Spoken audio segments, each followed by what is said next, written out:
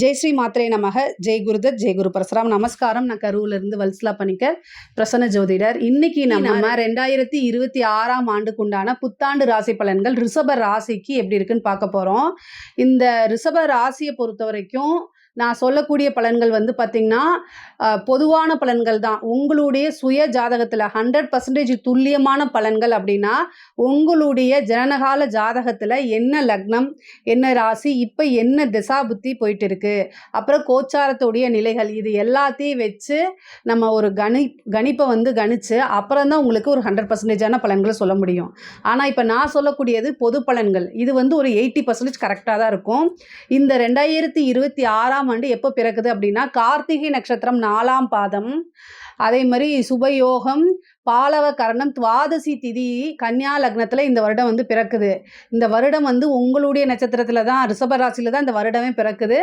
2026ஆம் ஆண்டு உங்கள் வருடம் அப்படின்னு வச்சுக்கலாம். இது எப்படி இருக்குது அப்படின்னா உங்களுக்கு கிரக சூழ்நிலைகள் எல்லாமே ரொம்ப நல்லா இருக்குது.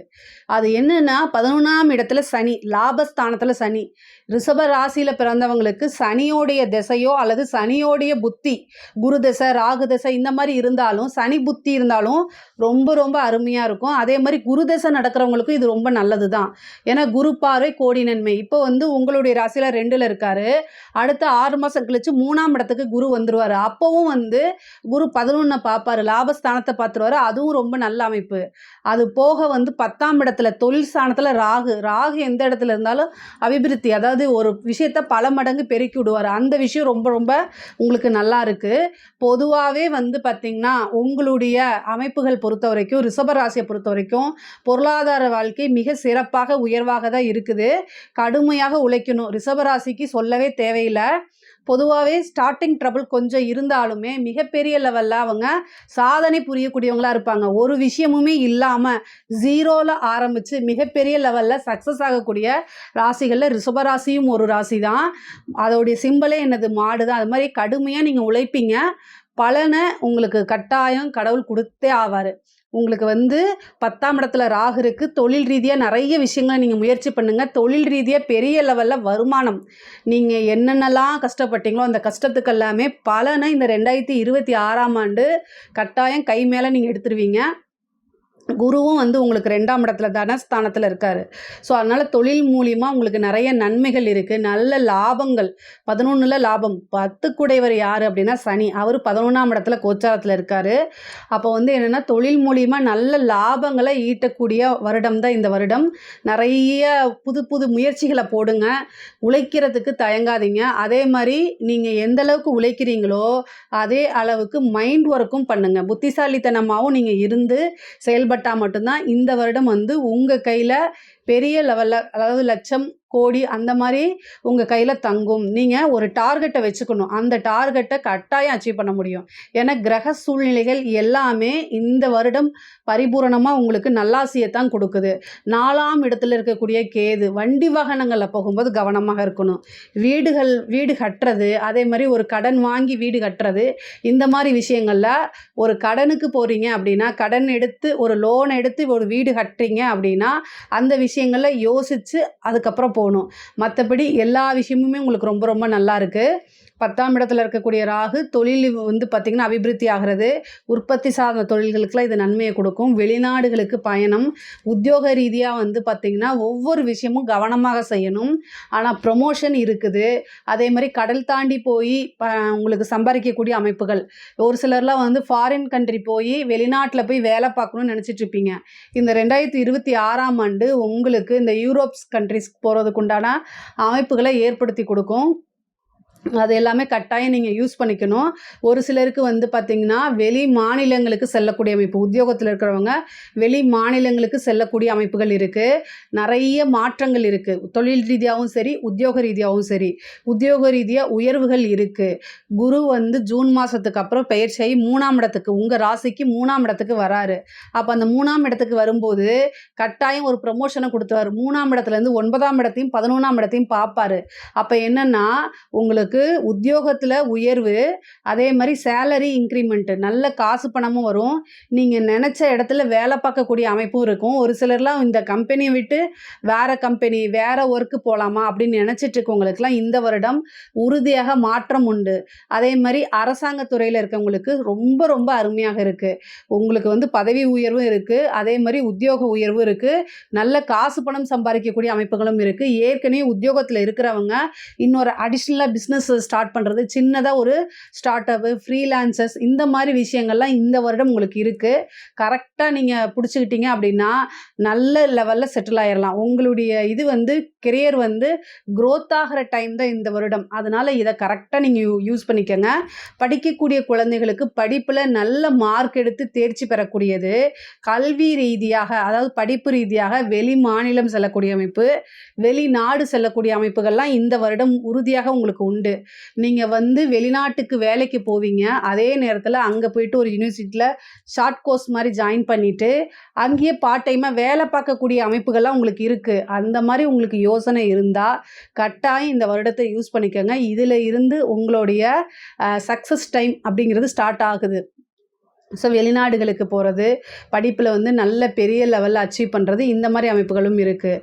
அரசாங்க துறையில் வேலைக்காக ட்ரை பண்ணுறீங்களா அப்படின்னா நிறைய போட்டித் தேர்வுகளை அட்டன் பண்ணுங்கள். ஏன்னா 3ஆம் இடத்துக்கு வந்திருக்கக்கூடிய குரு வந்து கட்டாயம் ஒரு பதவிகள், அதாவது போட்டித் தேர்வுகளை வெற்றி இந்த மாதிரி கொடுத்துரும். 11ல் வந்திருக்கக்கூடிய சனி நீங்கள் நினைத்த விஷயங்களை நிறைவேற்றி கொடுக்கக்கூடிய அமைப்பு இருக்குது. அதே மாதிரி நிறைய தடைகள் இருக்குது அப்படின்னா ஆஞ்சநேய வழிபாடு பண்ணணும். நிறைய தடைகளை தாண்டி தான் நீங்கள் சக்ஸஸ் பண்ணுற மாதிரி இருக்கும். பொதுவாக ஒரு தடை இருக்குது அப்படின்னா அந்த தடைகளை நினச்சி நம்ம வந்து என்ன செய்யக்கூடாது, மனம் தளரக்கூடாது. அப்போது அந்த தடைகளை மீறி நீங்கள் ஜெயிக்கணும் அப்படின்னா நிறைய விஷயங்களை முயற்சி பண்ணணும். அதுவும் இல்லாமல் உங்களை நீங்களே செல்ஃபாக மோட்டிவேட் பண்ணி வரணும். அப்போ தான் நீங்கள் சக்ஸஸ் ஆக முடியும்.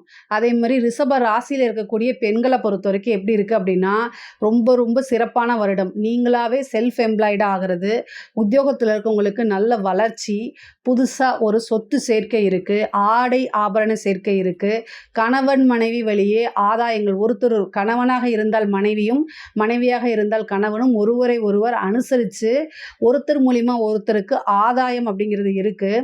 ஏன் அப்படின்னா குரு 7ஆம் இடத்தை பார்க்குறாரு, களத்திரஸ்தானத்தை பார்க்குறாரு. அப்போது அதாவது கணவன் மூலிமா மனைவிக்கும், மனைவி மூலிமா கணவனுக்கும் ஆதாயம் அப்படிங்கிறது உண்டு. ஒருத்தர் வழி சொத்து இன்னொருத்தருக்கு சப்போர்ட் பண்ணும். அப்போ அது மூலிமா க்ரோத் ஆகிறது. அதே மாதிரி பொதுவாகவே வந்து பார்த்திங்கன்னா இவ்வளோ நாளாக நீங்கள் உங்களுக்கு சப்போர்ட் கிடச்சிருக்காது. இந்த டைமில் வந்து ஒரு ஹஸ்பண்டோ அல்லது வந்து கல்யாணம் ஆகாதவங்களுக்கு சகோதரனோ யாராவது ஒருத்தங்க சப்போர்ட் பண்ணி உங்களுக்கு தொழிலோ அல்லது உத்தியோகத்திலேயோ மேலே தூக்கி விடுவாங்க. வந்து நீங்கள் அதுலேருந்து அடுத்தடுத்த ஸ்டெப்பு போயிட்டே இருக்கலாம். அந்த மாதிரி அமைப்புகள்லாம் இருக்குது. பொதுவாகவே இப்போ குரு வந்து அஷ்டமத்தை பார்க்குது. அப்போ அஷ்டமத்தை பார்க்கும்போது என்னென்னா கவனமாக இருக்கணும். பேர் கெட்டு போகிறதுக்கு உண்டான வாய்ப்புகளும் இருக்குது. ஸோ அதனால் கவனமாக இருங்க நான் சொல்கிறேன். பொதுவாகவே ரிஷப ராசிக்கு வந்து ஈஸியாக பழகக்கூடியவங்க, அதாவது ஒரு விஷயத்த ஈஸியாக மூவ் பண்ணுவாங்க, ஈஸியாக பழகுவாங்க, நல்ல பேச்சு திறமைகள் இருக்கும், அவங்களோட நாலேஜினால எல்லா விஷயங்களையும் சாதிக்கக்கூடிய திறமைகளும் இருக்கும்.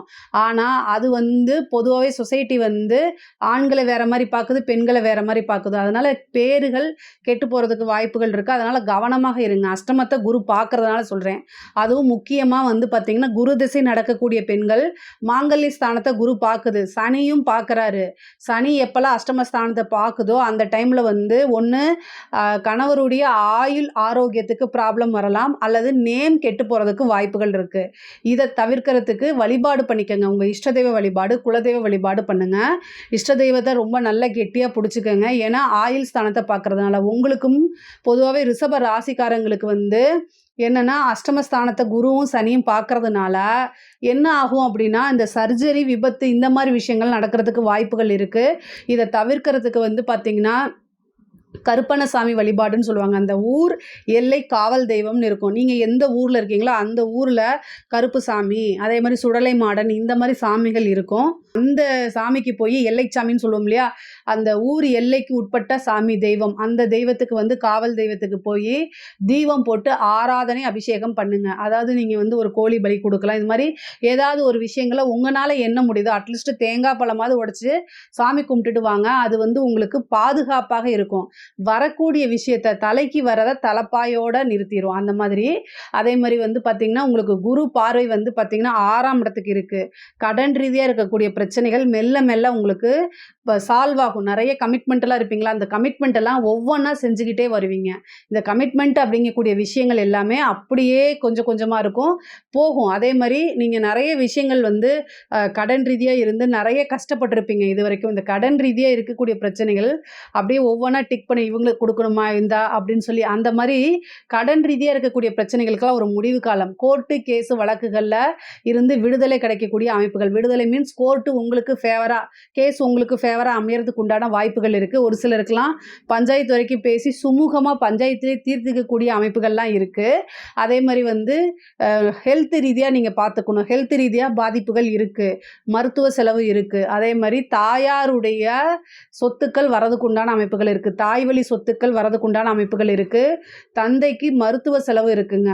பொதுவாவே பூர்வீகத்துல இருக்கக்கூடிய விஷயங்கள்லாம் உங்களுக்கு ஃபேவரா மாறுறதுக்கு உண்டான அமைப்புகள் இருக்கு. திருமணம் சார்ந்த விஷயங்கள் பார்த்தீங்க அப்படின்னா, உங்களுக்கு வந்து திருமணம் பிராப்தம் உறுதியாக இருக்கு. ஜூனுக்கு அப்புறம் வந்து பார்த்தீங்கன்னா, திருமண பிராப்தம்.